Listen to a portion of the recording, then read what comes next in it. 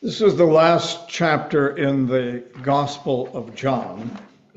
It's the gospel that the men's Bible study is in the process of studying. I think we're moving now into the 6th chapter of John, so we have a ways to go. But these are some of the early part of the last words of that gospel. Listen as Jesus speaks to Peter. Now, you may remember that Peter was the one that Jesus said, "Upon you I'll build my faith, my church."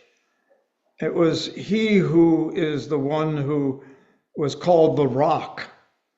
And so hear these words to Peter as he says to him, after they had eaten, Jesus said to Simon Peter, "Simon, son of John, do you love me more than these?" And these are the disciples and others who are standing around. And Simon responds, "Yes, Lord, you know." Simon, son of John. We have a problem with the internet shutting off John's recording and then coming back again. So you may hear that several times.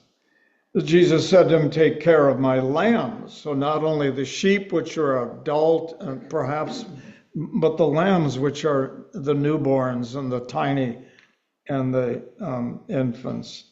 "Simon, son of John, do you love me?" "Yes, Lord. You know that I love you." Jesus said to him, "Take care of my sheep." A third time he asks it. Jesus said, "Simon, son of John, do you love me?" Peter became sad because Jesus had asked him a final time, "Do you love me?" And said to him, "Lord, you know everything. You know that I love you." Jesus said to him, "Take care of my sheep." Now, I know that all of you here have lived a fair number of years, as I have, and you all have listened to and watched and read about the struggles that have occurred both within our own communities, whether that be Mercer or Minocqua or Kenosha or Oshkosh, the places where I lived, or other places that we have seen that have been identified. And it was a time perhaps when you were young that you didn't know about those struggles until 1 or 2 or 3 days after they had occurred. But as technology increased, we became more and more aware of the pain. I talked with my neighbor yesterday, and he was talking about his son who had been in Iraq and Afghanistan and had witnessed horrible pain. Well, we witnessed it as well. We saw it almost moments after it had happened because the TV cameras and the witnesses were there and they were taking pictures, and so we saw it. And it was he who was on a march going through a small village, and his best friend was shot and killed. The pain and the suffering for him remains deep within him. It remains a painful memory, as I suspect a number of you have experienced those kind of painful memories. Sometimes what happens is that someone who sees the pain that others are experiencing and the suffering, that individual decides they've got to do something about it. They've got to respond to people who are the bystanders who are experiencing suffering and pain. You may recall back in 1989, it seems like a long time ago, that there was a nation in Europe called Yugoslavia. And Yugoslavia had been bundled together as one nation after World War I. And it was bundled together of a group of small provinces that were predominantly separated by their ethnic and religious backgrounds. And amazingly, they were able to stay together in part because of the repression that was so intense during that period of time. The nation became communist. Milosevic had been the leader and the dictator, and ruthless in his insistence that the nation come together.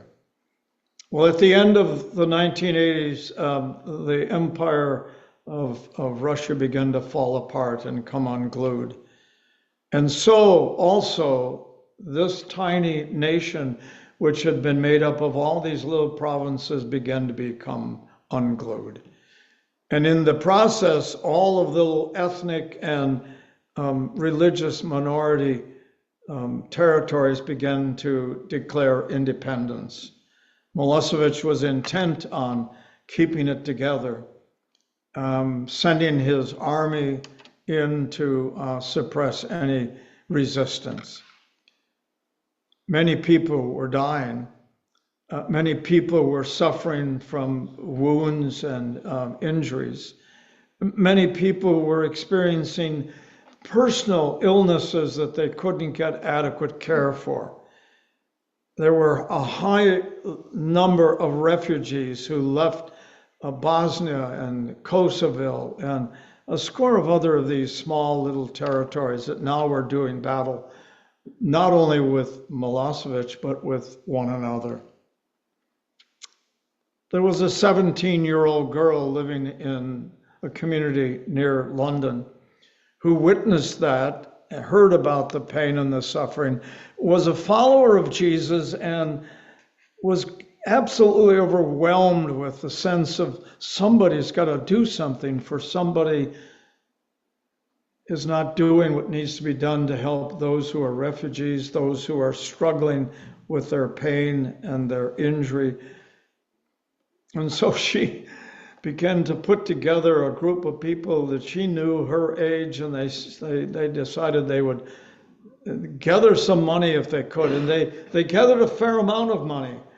And then they decided that they would send supplies, at least to the border of Bosnia and Herzegovina.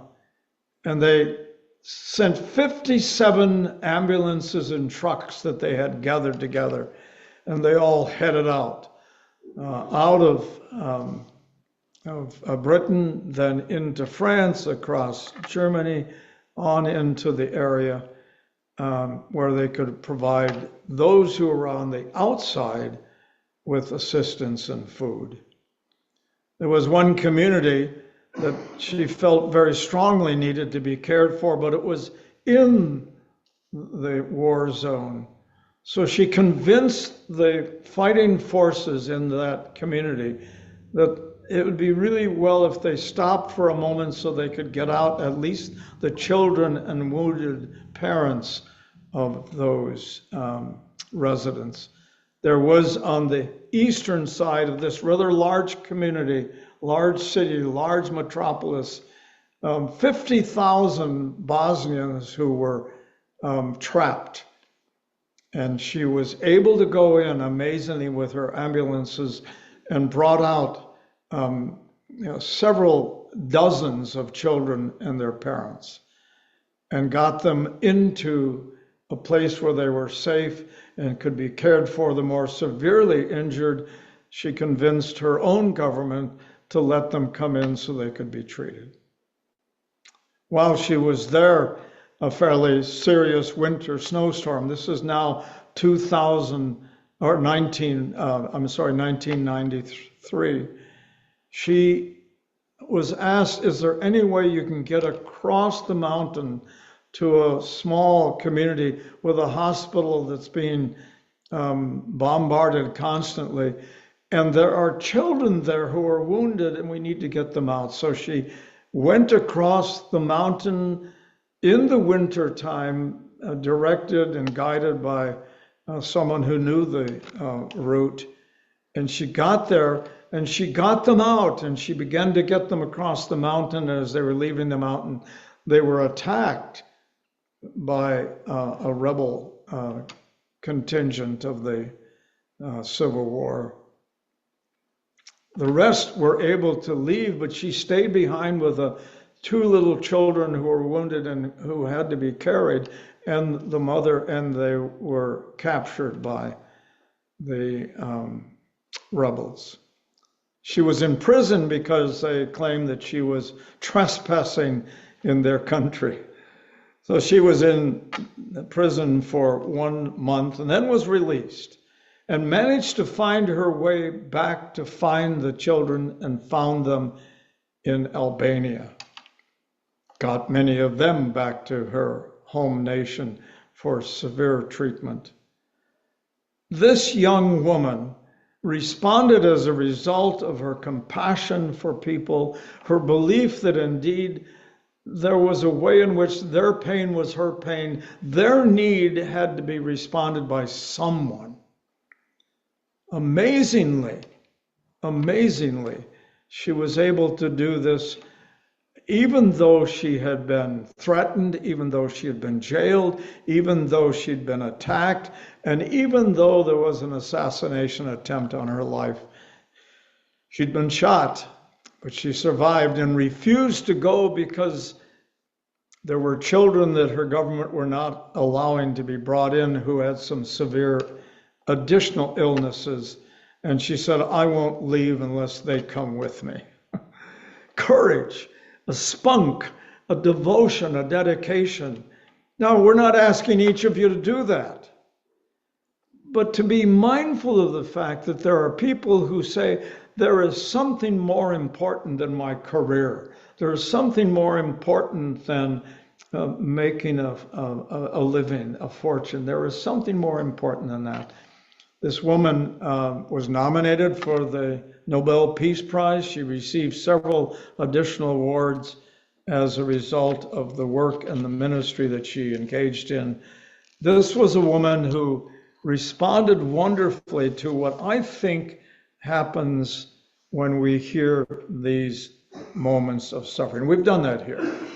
I know we have. We've done that here, and we've responded to the needs. We've asked you to consider making a special contribution to provide scholarships for two young girls who want to be nurses. What a wonderful way for us to reach out. We don't need to be there, but our fingerprint can be on that gift. It's an incredible gift.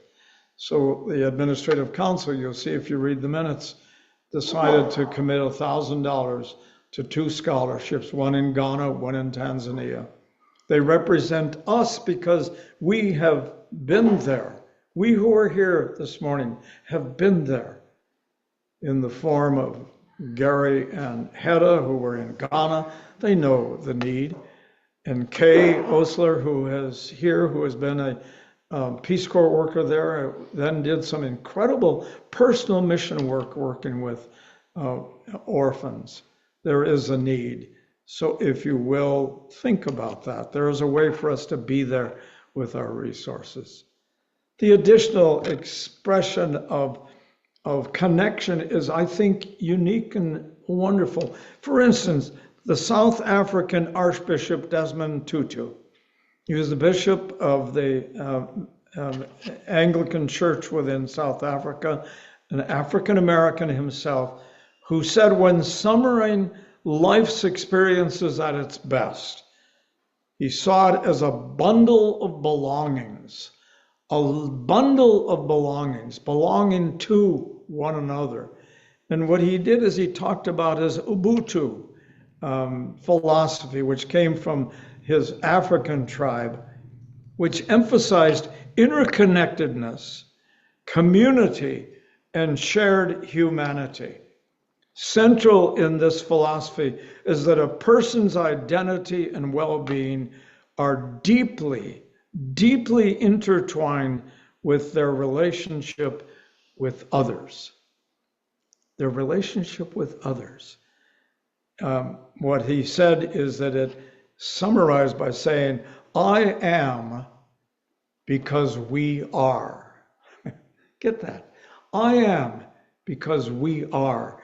His identity was connected to the identity of others, whoever and whomever they may be. You may recall it was John Donne, who was an ordained Anglican priest, who himself authored this wonderful poem, "No Man is an Island." We each are connected one to another. And for whom does the bell toll to respond to the needs of others? The call comes to each of us. You and I make the decision how to respond to that, and how to respond to it in terms of its extent of that response. But the call of us who claim to be Christian, who identify ourselves as having Jesus within us, as Jesus has called us to be, the representation of Jesus in the world today, we find ways to bundle with one another. We bundle here in this church. This is a bundling of the United Methodist Church in Mercer, Wisconsin. This is a bundling of people who respond to the faith that has come through the words of Jesus, the words of the Old Testament, the words of the New Testament, the gifts that have come to us, which are an incredible blessing. We bundle together as a couple. We bundle together as a family. We bundle together as a community. And together as a bundled group of people, we have better quality of life. We pray for those who are ill, those who are struggling, those who have had losses, because we are bundled to them. We are connected. We are interconnected. I am who I am because of who you are. We connect and become part of each other's dreams and hopes and struggles and failures and losses and gains. The Spirit of God comes to us and encourages us to embrace that Spirit and let it be part of our personal bundle of God's presence in our lives. And we then fulfill the idea that is so well pronounced by Tutu. We are a bundle of amazing people who love each other, care about each other, and are here for one another, because we know you are here for each of us. Her name, by the way, is Sally Baker. Sally was the one who then did this miraculous thing. She's still alive, and she's written a wonderful book called Sunflowers and Snipers. Get a chance, pick it up, see if it's in the library. It's a wonderful story of her commitment on behalf of each person who needed help, taking the risks that she took because she loved her Lord. Amen.